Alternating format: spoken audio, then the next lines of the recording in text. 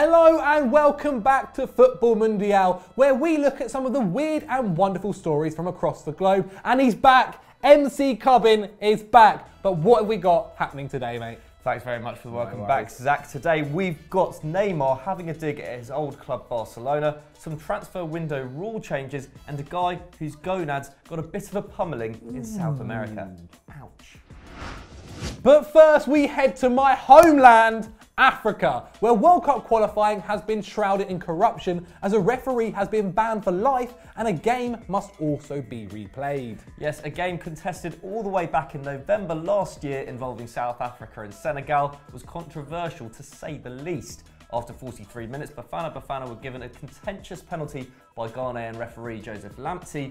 Platshwayo slotted away and they eventually ran out 2-1 winners. Great pronunciation. The problem was that the decision to give the penalty was absurdly wrong, clearly hitting Senegal defender Koulibaly's knee nowhere near his arm. How did they muck that one up? Who knows? The FIFA eventually found out the ref was guilty of unlawfully influencing match results, and the match shall be replayed in the next set of international games. It's a decision that could completely change the victors of their Group 2, with Senegal now sitting in third behind Cape Verde and Burkina Faso, by just 1 point and a game in hand. Exciting stuff. Watch this space.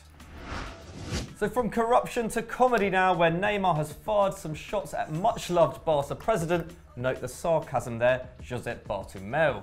As we know, it's been a horrible summer for Big Bart, as he lost his Brazilian star, signed Paulinho for €40 million, and still has Andre Gomes and Arda Turantil at the club. But it appears the most expensive player in history had issue with one of the president's recent quotes. Yes, after the maestro left the camp now, Bartomeu came out and said, "We made the mistake of relying too much on Neymar and his father."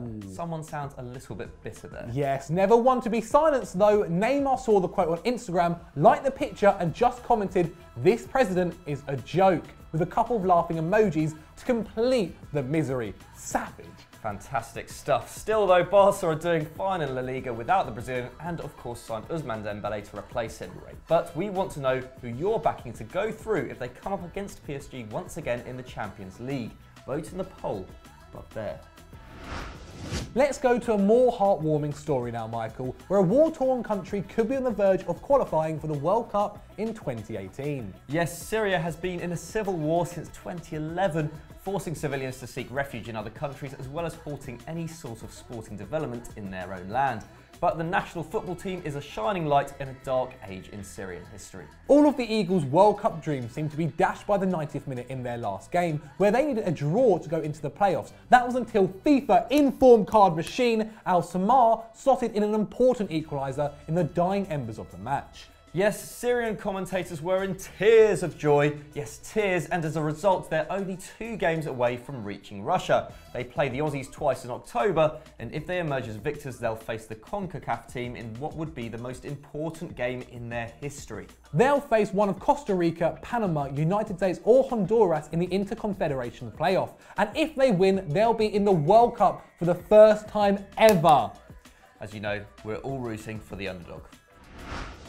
Last week, you may have seen that the Premier League is shutting the transfer window before the season kicks off as of next season, and it now seems that other leagues are following suit. Yes, Ligue 1 is expected to be the next in line to implement the new rules, with a decision being made supposedly by the end of the year. And directors of clubs in several of Europe's top leagues also commended the Premier League's decision, with Juve's Beppe Marotta also in favour of a similar change, as well as Dortmund's CEO Hans Wackendatska. The only league that may offer difficulty in a Europe-wide deadline day shift would be in Spain, who have seen their top talents lured away in recent years. The Liga president Javier Tebas is concerned at England's financial might and criticised PSG over the Neymar deal, so he may want to give Spanish clubs an advantage in the market by keeping their window open for longer than these 2 leagues. Oh, a bit out of breath there, Zach. Just about. But is this new transfer window a good idea? Let us know in the comments below. We go to South America now, and football there has always been a bit feisty, but Atletico Mineiro's recent game against Palmeiras may have gone a tad bit too far, as one of their players got kicked square in the bollocks. Ouch, we all know how that feels, don't we? But to be fair, both players lashed out a bit. Valdivia studded Willian's knee, and the Palmeiras man thought the only method of retaliation was, in the words of George Wright, by punting the fella's nutsack. Oh. Fair enough. Tem a agressão. Chute, né? Só. Aí o Valdívia já sai pro jogo. Valdívia tá no jogo.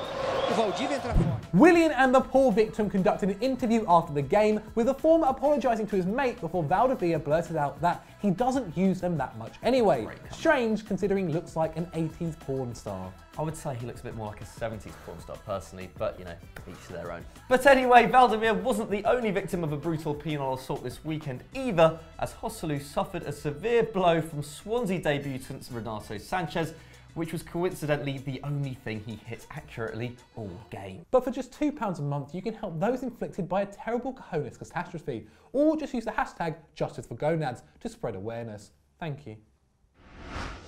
Now, from males struggling to women prevailing, history has been made in Germany this week as the Bundesliga saw their first female ref take charge of a game between Hertha Berlin and Werder Bremen.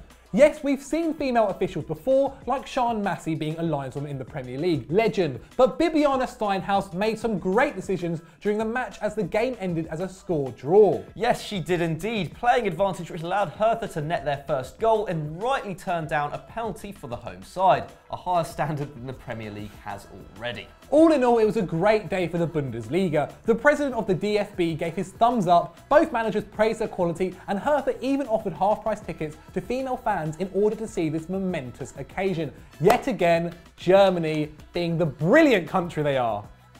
Yes, sehr gut.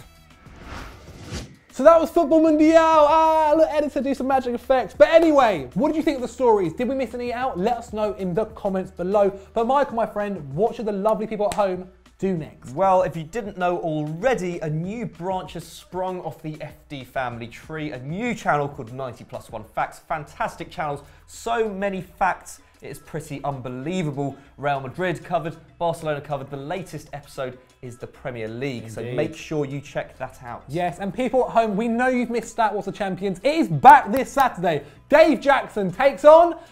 don't you worry. And as always, follow us on the Twitter handles. Instagram now, Michael has Instagram. Indeed. And don't forget to like and subscribe.